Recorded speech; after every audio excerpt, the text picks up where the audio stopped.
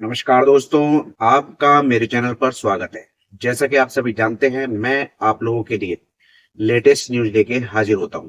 आज भी दोस्तों आप लोगों के लिए एक और नई न्यूज बीएसएनएल की तरफ से। दोस्तों, बीएसएनएल ने चेन्नई के अंदर अपनी ई सिम सर्विस चालू कर दी है और अंतरराष्ट्रीय रोमिंग की सुविधा भी चालू करी है। क्या है पूरी न्यूज, जानेंगे इस छोटी सी वीडियो में।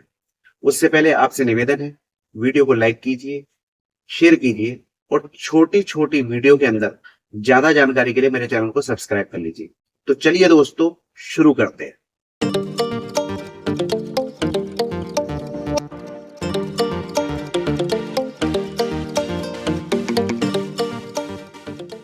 आपको बताना चाहूंगा कि बीएसएनएल ने चेन्नई के अंदर अपनी ई सिम सर्विस चालू कर दी है।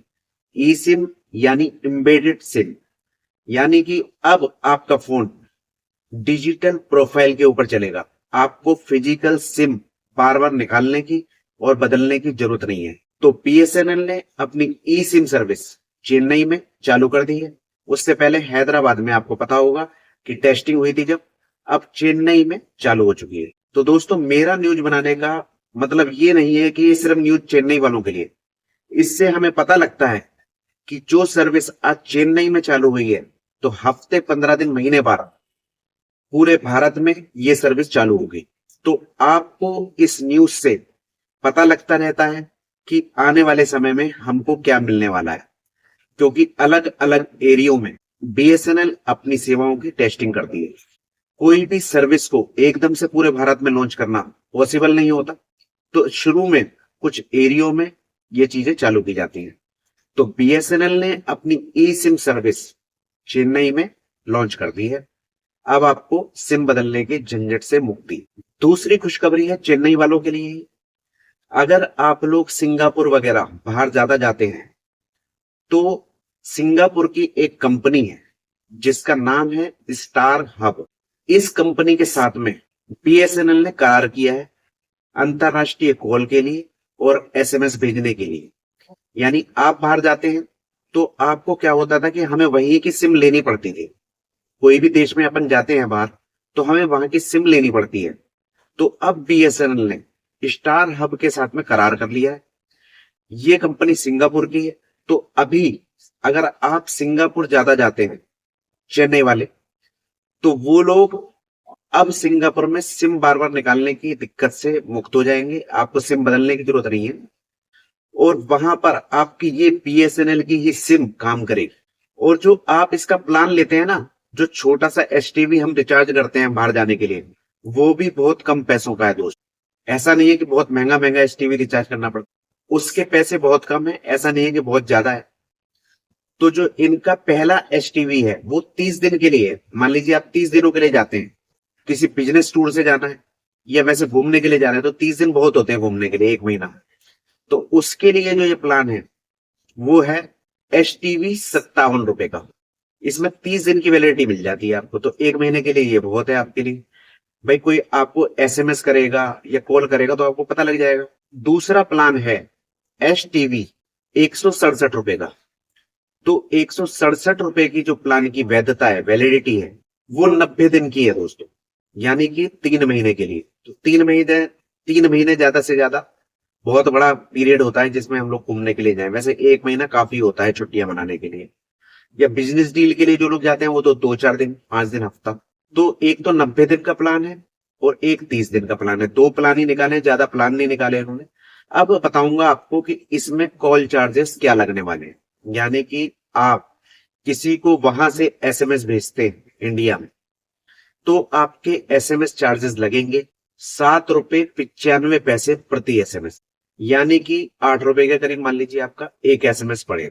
और जो आपके एसएमएस आएंगे, इंडिया से कोई आपको एसएमएस करता है तो वो बिल्कुल फ्री है दोस्त, उसके किसी भी तरह से चार्जेस नहीं है इनकमिंग एसएमएस के। और जो डेटा चार्जेस लगेगा, डेटा चार्जेस क्या रहेगा, क्योंकि आप नेट भी चलाएंगे।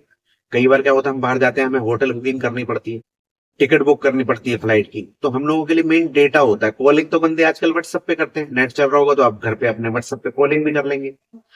और दूसरे भी एप्लीकेशन होते हैं जिसपे हम लोग कॉल कर लेते हैं आजकल।